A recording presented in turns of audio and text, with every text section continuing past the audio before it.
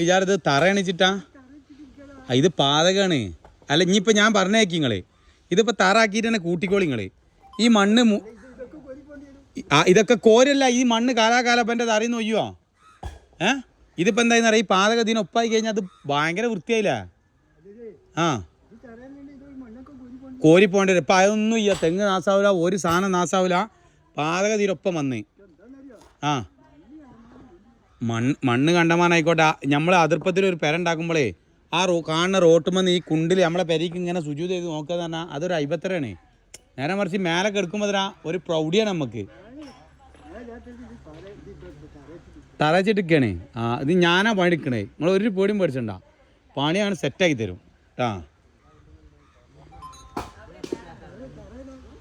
തറ ഇതിമഞ്ഞിതാ ഒരു ബെൽറ്റ് വരും, ഒരു ബെൽറ്റും 2 വരി തറയും വരും.